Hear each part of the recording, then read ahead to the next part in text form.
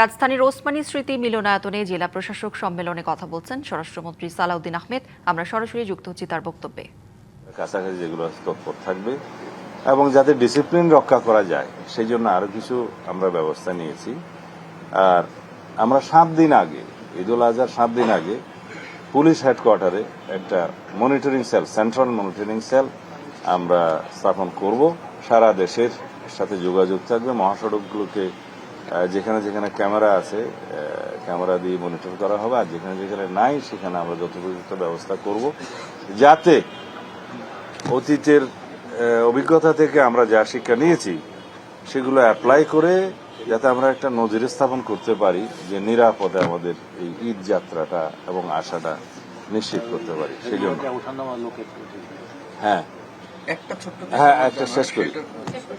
যে সমস্ত জেলায় নৌ পরিবহনের মাধ্যমে ফেরিঘাট আছে আর কি যাতায়াতের, ফেরিঘাটগুলোতে নিরাপদ যাতে যাত্রীরা বাস থেকে নেমে উঠে এবং নামার সময় যাতে আবার নেমে যায়।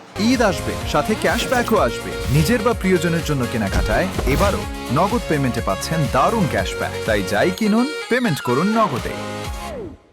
এটা নিশ্চিত করার জন্য জেলা প্রশাসন, পুলিশ এবং নৌ পরিবহন ডিপার্টমেন্ট সেটা সচেষ্ট থাকবে, সাইনবোর্ড টানিয়ে দিবে, মাইকিং করবে, জনগণকে অনুরোধ জানাবে, সচেতনতা সৃষ্টি করবে যাতে নৌ দুর্ঘটনাটা এবং ফেরির দুর্ঘটনাটা না হয়।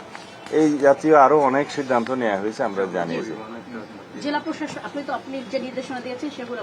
আর চামড়া পরিবহনের বিষয়ে একটা গুরুত্বপূর্ণ তথ্য আছে, সচিব সাহেবকে ধন্যবাদ।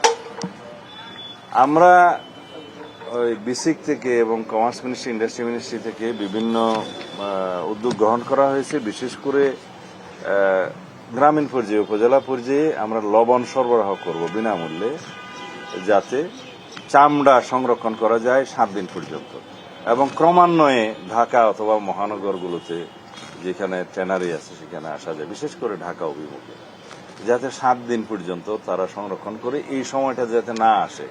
কারণ আমাদের যে সেন্ট্রাল ইটিপি সিস্টেম, তার যে ধারণ ক্ষমতা বা তার যে ক্যাপাসিটি, সেই অনুপাতে অনেক বেশি চামড়া আগমন হলে এট এ টাইম চামড়াগুলো নষ্ট হয়ে যায়, খরিদ্দার থাকে না। যাতে এই ক্ষতিটা না হয় সেই জন্য আমরা 7 দিন পর্যন্ত সংরক্ষণ করে তারপরে ঢাকা অভিমুখে আসুক, যেখানে আসুক সেই ব্যবস্থাটা করার জন্য আমরা অনুরোধ করেছি, এবং সেটা জেলা প্রশাসন, উপজেলা প্রশাসন মধ্য দিয়ে সংশ্লিষ্ট সকল জায়গায় এটা অবহিত করা হবে, সচেতন করা হবে। আমরা বলেছি যথাশীঘ্র, এবং মৌখিকভাবে জানিয়েছি সর্বোচ্চ 1 মাসের ভিতরে পাঠাতে। যদি কোনো কোনো ক্ষেত্রে কেউ বিলম্বিত করে থাকে, আমরা ন্যায় বিচারের স্বার্থে হয়তো সেটা বিবেচনা করব পরে আসলেও, সেটার জন্য কোনো হার্ড অ্যান্ড ফাস্ট রুল নাই।